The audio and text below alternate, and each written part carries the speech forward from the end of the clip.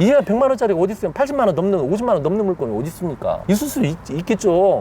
실제 있는 사례고 아, 네네. 네, 발생했던 사건이고. 예. 기획부동산 통해서 네. 임야입니다. 임야. 임야가 일단 토지라는 게 어떤 이제 지목이 많이 있지 않습니까? 그 중에 가장 가까이 알고 계시는 게 전, 답, 그러니까 일반 나대지, 토지. 이제 토지라고 하는 게 일반 나대지도 있고 또 이제 마지막에 임야도 있고 한 4가지 정도 이제 크게 이제 분리할 수 있잖아요. 예. 전, 답, 임야, 나대지 이렇게 봤을 때 평당 가격이 어떤 지목이 가장 높을까요? 뭐 지역에 따라 다르겠지만 예, 그렇죠. 그래도 나대지. 네, 그렇죠. 네. 첫 번째는 나대지일 거고 두 번째는 전, 답. 네, 네. 답. 네, 답. 답이 비쌀 거고 세 번째 전. 네, 전일 거고 이제 네 번째 임야. 임야는 예. 딱 들어봐도 어우 그때 한번 소개시켜드렸죠. 뭐 누가하고 뭐 어떤 전문가하고 얘기하든지 간에 이 정도 순위 될 겁니다. 물론 위치나 지역이냐 어떤 뭐 용도에 따라 다 틀리겠지만 그거는 이제 뭐 누구한테 얘기 들어봐도 물어봐도 비슷하겠죠. 부인할 수 없는 사실이지 않습니까? 근데 교육생 사례를 말씀드려도 되는지는 모르겠어요. 근데 교육을 계속 이제 매월 하고 또 대학교에서도 하다 보니까 이런 안 좋은 사례들이 많이 나타나요. 예. 그러다 보니까 대학교도 내가 이제 강의를 하고 이제 그러다 보니까 이분은 뭐 한 40세 정도 이제 되신 분인데 자 이름을 제가 못 밝히겠고 전문직을 가지고 있는 자격증을 갖고 계신 분이고 딱 좋은 자격증입니다. 네. 네, 전문직이고 계시는데 지금은 지금 평창 동계올림픽이 끝났지 않습니까? 예.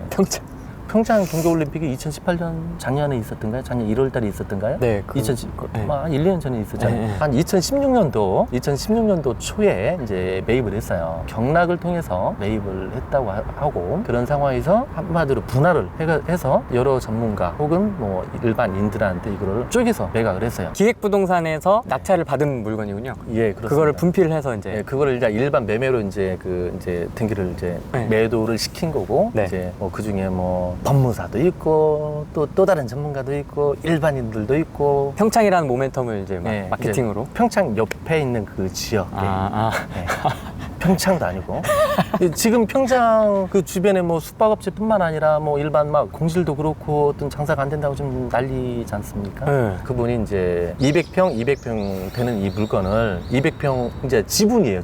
지분이면 일단 대출도 안 돼요. 이분이 대출 못 받아갖고 어려움을 일단 첫 번째는 겪었다고 그러고요. 당연히 이제 대출이 될 줄 알고 저기를 했는데 대출이 지분 물건이기 때문에 일단 상대방의 돈이가 들어오기 전에는 대출이 안 되지 않습니까? 금융기관에서 그런 측면을 이제 모르고 계셨던 거예요. 예, 그러다 보니까 2억 원의 돈이 들어갔음에도 불구하고 이제 2억 원 마련하려고 엄청 힘드셨어요. 일반 매매자금 대출은 보통 임하면 한 60% 전후 대출이 되잖아요. 네. 만약 2억이라고 하면 뭐 1, 6, 10이 한 1억 2천 정도 대출 될 걸로 저기를 했는데 지분 물건이기 때문에 금융기관에서 전부 퇴짜 맞고 하는 상황에서 이제 멘붕 온 거죠. 매도자 얘기만 듣고 다 될 줄 알았는데 대출도 안 되고 또 예를 들어 지금 갖고 이제 팔려고 보니까 아까 지분 물건만 취득을 한 거잖아요. 그러니까 나 혼자 팔고 싶어도 팔리지도 않고 또 살 사람도 없고 그래서 이제 뭘 생각해낸 게 뭐 그렇다고 이제 고급 단독주택이나 뭐 이런 용도로 하려고 생각했는데 가서 보니까 그게 아니더라 이거예요. 스스로 봤을 때 비전문가가 봤는데도 그런 상황인데 보지도 않고 산 거군요. 네. 구입한 이후에 이제 가서 봤는데 주변에 좀 안 좋은 어떤 유해 시설의 어떤 시설이 그래서 더 얘기하면 제가 좀 수강생을 좀 저기할 것 같아서 그냥 유해 시설로 제가 말씀드리고 네. 그 주변 일대가 유해 시설이 있었어요. 그런 상황에서 뭔 단독주택을 지을 수 있는 부지가 상식적으로 일단 안 맞지 않습니까? 그래서 일단은 단독주택 지어서 저기를 할까? 고급 단독주택을 지을까? 이런 생각을 하고 그러면서 저한테 이제 상담을 하는 건데 교수님 그러면 상대 아까 200평 땅 가진 사람은 돈을 주고 매입할 생각을 하고 있습니다. 뭐 하시려고? 더 떠안는 거네요? 그러니까 뭐 하시려고? 뭐 하시려고? 제가 바로 똑같이 이렇게 물어봤어요. 뭐 하시려고? 지금 이것만으로도 지금 어떻게 해결이 안 돼갖고 형사고발하네, 민사 들어가네, 지금 이런 계획을 민사 형사 조치를 지금 생각하고 있는 상황이에요. 스스로들이. 네. 탑이 안 나오는데 거기다 더 넣는다고요? 그러니까요. 그런 상황에서 상대 200평의 물건을 매입할 생각을 하고 있다. 이 얘기를 하시는 거예요. 그러면 그게 합리적인 방안이 되겠냐라고 하면서 이 답을 갖고 저한테 딱 여기까지 물어보는 거예요. 저한테. 뭐 하시려고? 그걸 매입한다고 유해시설이 없어지는 것도 아니고. 그렇죠. 아니, 일단은 2억에 샀든 3억에 샀든 중요한 거는 활용의 가치지 않습니까? 이게 임야가 됐든 전이 됐든 답이 됐든 나대지가 됐든 애초에 2억을 주고 매입을 할 때는 활용할 목적이 있었을 거 아니에요. 네. 예를 들어 고급 단독주택을 지을 수 있는 부지였다라고 하면 지어서 분양을 한다든지 그렇게 해서 시세차익을 극대화한다든지 여러 가지 어떤 계획을 하고 있었을 거 아니에요. 근데 그거를 어떤 가보지 않고 특정 어떤 그 직원 얘기만 유대관계 친한 상황에서 이렇게 이게 돼버린 거예요. 이제 믿고.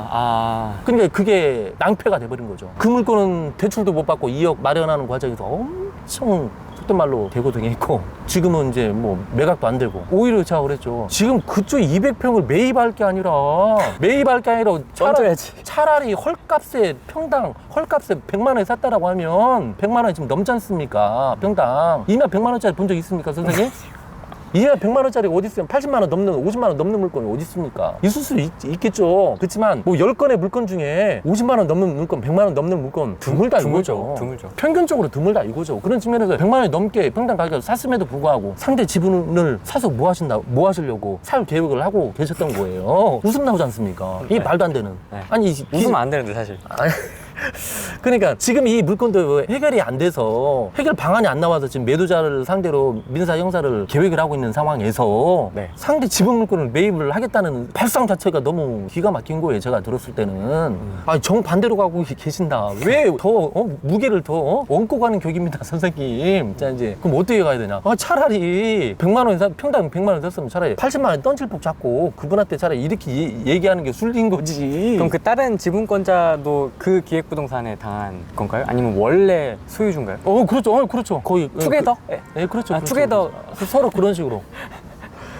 미치겠다. 그래서 그분은 뭐 아까 두 가지 조치를 뭐 이렇게 뭐 검토를 한다고 하는 입장인데 지금 ING입니까 그럼? 진행 중입니까? 예, 진행 중에 있습니다. 야. 근데 이제 뭐 이제 그런 것처럼 아까 전에 이제 말씀드린 것처럼 아까 그 발단의 내용을 보면 관계를 좋게 설정을 한 거예요. 이제 법인이었어요, 법인. 회사 직원이 이제 물건을 팔아먹기 위해서 오빠 동생 한 거예요. 오빠 동생. 이게 뭐 좀 사탕 발림하고 막 이런 게 이제 오래 됐었던가 봐요. 이제 그런 과정에서 뭐 내가 살 집원이 주소가 어떻게 되는지 이렇게 물어봤던가 봐요. 이거 상으로. 이것까지만 제가 말씀드릴게요. 이렇게 물어봤는데 와서 직접 보셔야지 오빠. 뭐 이렇쿵저렇쿵 하면서 끝근데 여기상으로는 그건 안 남긴 거예요. 여자였군요.